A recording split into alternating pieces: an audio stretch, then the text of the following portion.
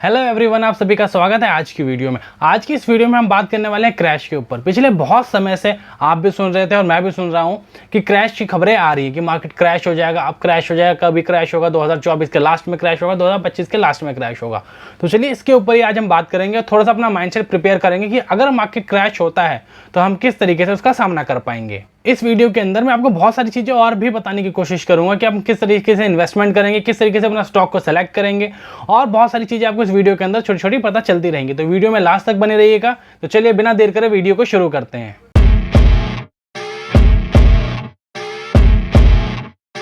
सबसे पहले कुछ पॉसिबल रीजन के बारे में बात करते हैं कि किन रीजन से हम मार्केट क्रैश को एक्सपेक्ट कर सकते हैं। देखिए, मैं क्रैश को नहीं, मैं करेक्शन को एक्सपेक्ट कर रहा हूं, लेकिन फिर भी हम क्रैश के बारे में बात करते हैं क्योंकि क्रैश की ही चारों तरफ बातें हो रही हैं। पहला रीज़न हो सकता है वॉर।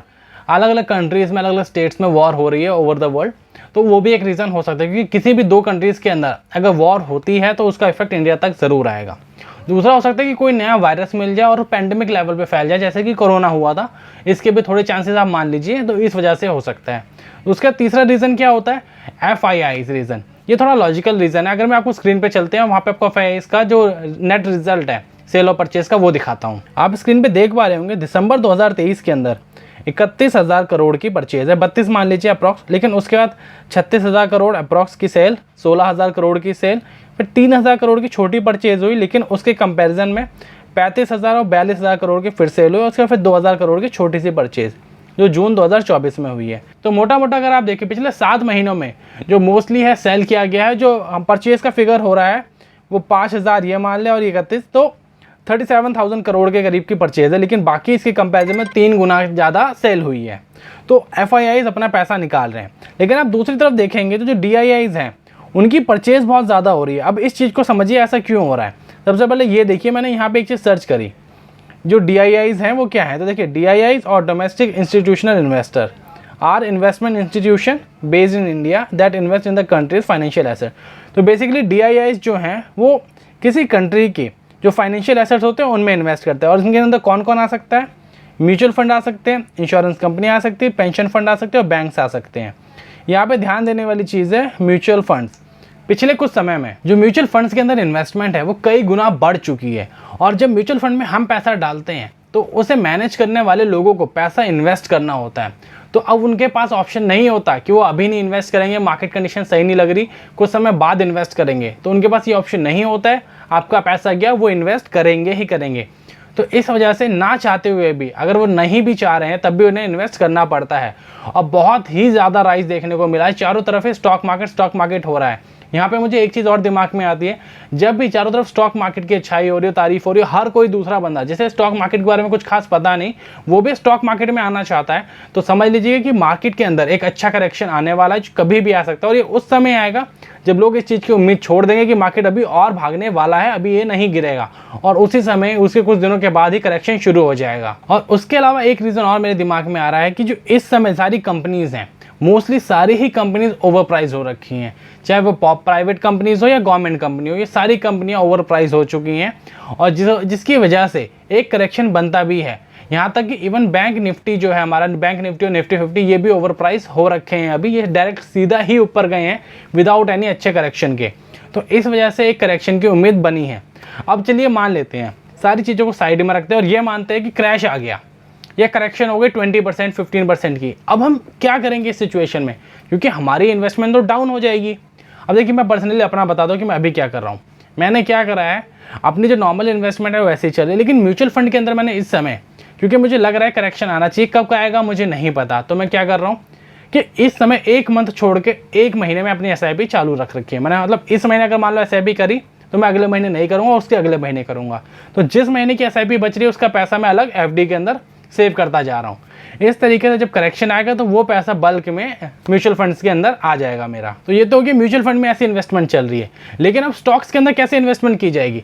तो सबसे पहले मैंने आपको हाल ही में एक वीडियो मैंने डाली है कल परसों में, जिसके अंदर मैंने आपको स्टॉक सिलेक्शन बताया कि आप किस तरीके से बेहतरीन स्टॉक्स को सिलेक्ट कर सकते हैं। इस वीडियो के खत्म होने के बाद उस वीडियो को जाके देखिएगा, तो जब भी क्रैश आएगा आप बेस्ट स्टॉक फिगर आउट कर पाएंगे और उनमें इन्वेस्टमेंट कर पाएंगे। क्योंकि मोस्टली क्या होता है, जब भी क्रैश आता है और जैसी अपॉर्चुनिटी आती है, तो लोग सिर्फ फेमस स्टॉक्स के अंदर ही इन्वेस्ट कर पाते हैं। जैसे कि फेमस स्टॉक अगर मैं आपसे पूछूं तो आप तुरंत कहेंगे टाटा मोटर्स हो गया।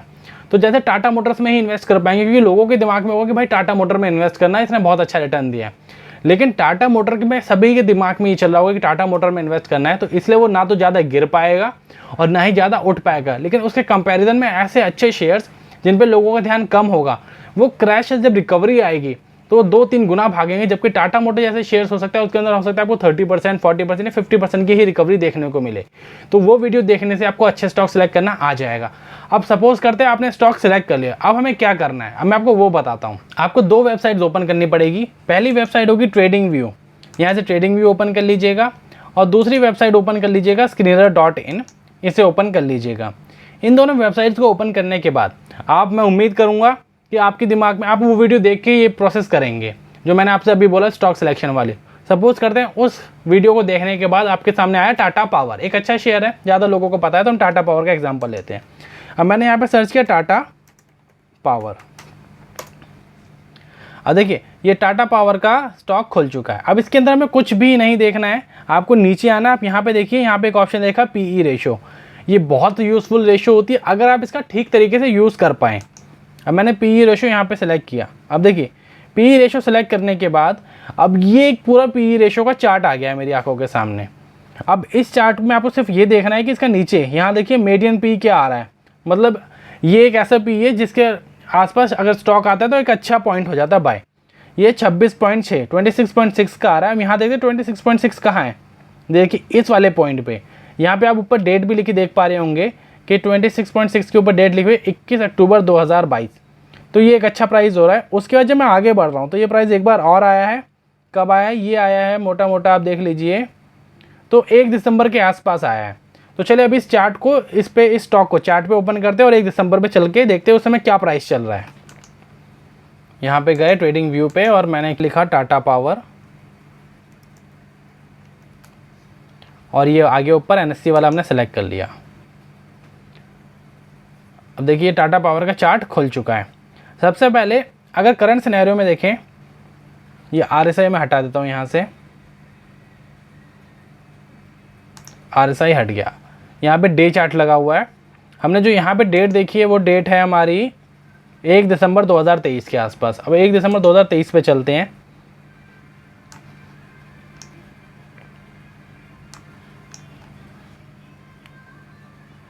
ये देखिए ये यहाँ पे 1 दिसंबर 2023 हो रहा है, वहाँ पे 25.8 था। तो मैं ये मान लेता हूँ कि ये 4 दिसंबर एक परफेक्ट डेट हो जाएगी। अब मैं 4 दिसंबर पे एक हॉरिजॉन्टल लाइन लगा देता हूँ ताकि समझने में आसानी हो। ये हमने हॉरिजॉन्टल लाइन लगा दी। अब देखिए अब ये वाला जो लेवल है ये मीडियन पी वाला लेवल है, यानी कि यहाँ पे अगर स्टॉक मिल जाता है तो हमारे लिए बेस्ट बाय हो जाएगा। लेकिन यहाँ तक नीचे आने के लिए इसे कितना नीचे गिरना होगा अब ये देखते हैं। अगर स्टॉक यहाँ तक नीचे आना चाहता है तो उसके करंट प्राइस से, ये करंट प्राइस वाले है, ये देखिए ये करंट प्राइस है, यहाँ से उसे गिरना होगा नीचे 34% मान लेते हैं। 34% जब वो नीचे गिरेगा तो बेस्ट बाइंग जोन पे आएगा। अब यहाँ पर हम सपोर्ट एंड रेजिस्टेंस का भी यूज़ कर सकते हैं एंट्री के लिए। कैसे? एक देखिए एक सपोर्ट एंड रेजिस्टेंस मुझे यहाँ कहीं पे आप बना सकते हैं नॉर्मली कि ये एक अच्छा पॉइंट लग रहा है। यहाँ से आप देखिएगा तो नीचे आया, फिर एक बार ऊपर चला गया, फिर यहाँ कहीं से नीचे आया और फिर एक बार ऊपर चला गया। तो जो बेस्ट लेवल 2 दिख रहे हैं मुझे, यहाँ कहीं एक दिख रहा है, एक ये दिख रहा है मुझे कि चलो हम यहाँ पे एंट्री ले सकते हैं। ये मैं आपको ट्रेडिंग के लिए नहीं बता रहा, ये मैं आपको बता रहा हूँ इन्वेस्टमेंट के लिए कि जब मार्केट में क्रैश आएगा तब आप कैसे अपने पोर्टफोलियो में स्टॉक ऐड करेंगे। तो अब ये देखिए ये कुछ लेवल्स हो रहे हैं जहाँ पे आप ऐड कर सकते हैं। तो सबसे पहले आप ऐड ऑन करेंगे जब करंट प्राइस से यहाँ तक गिर के आएगा। जब यहाँ तक स्टॉक गिरता है नीचे तो वो गिर जाता है 7-8%। यहाँ पे आप कुछ क्वांटिटीज़ में बाय करेंगे क्योंकि आपका ये फर्स्ट बाय है, आपके पास और भी स्टॉक का सिलेक्शन होगा तो आप कुछ स्टॉक्स ही बाय करेंगे यहाँ पे इसके। उसके बाद जब ये यहाँ से नीचे गिरेगा, क्योंकि यहाँ से रिवर्स में आ चुका है। देखिए एक चीज़ ध्यान रखिएगा, जब भी करेक्शन होता है, एकदम से करेक्शन आएगा तो कम से कम 2 से 3 दिन मार्केट लगातार नीचे आ रहा होता है। तो हो सकता है उस टाइम पे मार्केट 5% नीचे गिरे 2 दिन में या 3 दिन में, या 7-8% नीचे गिरे। तो जो आपकी फर्स्ट बाय होगी वो स्टार्टिंग के 2-3 दिन बाद ही होगी। और हो सकता है कि 2-3 दिन लगातार मार्केट नीचे गिर रहा है तो आप चौथे दिन का वेट करेंगे कि अभी भी नीचे गिर रहा है, नहीं गिर रहा। ऐसे गिरने देंगे, जब थोड़ा सा स्टेबिलिटी आपको मार्केट में दिखेगी तब आप अपनी फर्स्ट बाय करेंगे। तो यहाँ पे मान लीजिए आपने फर्स्ट बाय किया, अब आपकी सेकंड बाय होगी जब यहाँ से वापस नीचे गिरेगा यहाँ पे। तो देखिए फिर आपको 5-6% पे सेकंड बाय करनी है और इस तरीके से यहाँ पे थर्ड बाय होगी और यहाँ पे देखिए ये जो लास्ट बाय होगी आपके इस वाले पॉइंट पे होगी, क्योंकि यहाँ पे ये मेड इन पी पे आ चुका है जो कि बहुत अच्छा है। तो यहाँ पे आप अपने लास्ट बाय करेंगे इस वाले पॉइंट पे। अब इसमें आप एक चीज़ और ऐड कर सकते हैं कि एक इंडिकेटर हम ऐड करते हैं इसके अंदर, EMA ऑलरेडी यहाँ पे ऐड है, मैं बस लाइट हटा देता हूँ। अब ये देखिए ये 200 EMA है, जो लास्ट वाली लाइन जा रही है ये वाली जो लाइट ब्लू है, ये 200 EMA की है, और ये वाली EMA पे इस वाले पॉइंट पे ये भी आ रही है। तो मतलब अगर मार्केट इस वाले प्राइस पे आके गिरता है 371, तो EMA के हिसाब से ये बेस्ट प्राइस है इस पे बाय करने का। उसके नीचे जाता है तो हम किस तरीके से बाय करेंगे वो भी मैंने आपको बता दिया। एक स्टॉक और देख लेते हैं ताकि आपको चीज़ें समझने में आसानी हो। EMA को दोबारा हाइड कर देता हूँ। अब दूसरा स्टॉक देख लेते हैं हम, RVNL। मैं दोबारा से Skinner.com पे आया, पीछे गया, यहाँ पे देख लेते हैं RVNL, क्योंकि RVNL आजकल बहुत ज़्यादा ही न्यूज़ में आता रहता है, लोग बहुत ज़्यादा बाय करें, फेवरेट हो रखा है लोगों का इस समय। स्टॉक का PE 89 पॉइंट चल रहा है, जो अपने आप में बहुत ज़्यादा है। किसी भी गवर्नमेंट कंपनी के स्टॉक का इतने ऊपर होना बहुत ही ज़्यादा बड़ी बात होती है। अब देखिए, अब मैं यहाँ पे अगर मैं देखूँ 5 ईयर का मैं RVNL लगाता हूँ, तो यहाँ पे जो मेडन PE आ रहा है, सॉरी यहाँ पे हमने PE नहीं सेलेक्ट किया, इसे अब सेलेक्ट किया मैंने, और ये 5 ईयर सेलेक्ट हो रखा है। तो अब देखिए जो मेडन PE आ रहा है वो सिर्फ 7 आ रहा है। अब यहाँ पे एक चीज़ सीखने वाली क्या है, पूरे समय अगर आप देखेंगे 2019 से लेके ये 2000 नवंबर में, लगभग पूरा नवंबर ही मान लीजिए, ये सिर्फ 0.83 का रहा। मतलब ये 5 ईयर के अंदर ये जो मेजर पीरियड हो रहा है 19 से लेके 22 तक के 3 साल हो रहे हैं, इसके अंदर स्टॉक में मूवमेंट ही नहीं थी। तो अगर हम मेडन PE 7 मानेंगे तो वो गलत होगा। अब यहाँ पे आपको ऐसे दिमाग लगाना पड़ता है, जब भी आप एनालाइज कर रहे होते हैं तो आपको ये सारी चीज़ों पे फोकस करना पड़ता है। 3 ईयर करके देखते हैं। 3 ईयर के अंदर भी जो मेजर पोर्शन है अभी भी 2 साल का, वो यही हो रहा है। जब जो मेडन PE है हमारा वो 10 से नीचे चला है, इस वजह से भी 11 शो कर रहा है, वो भी गलत है।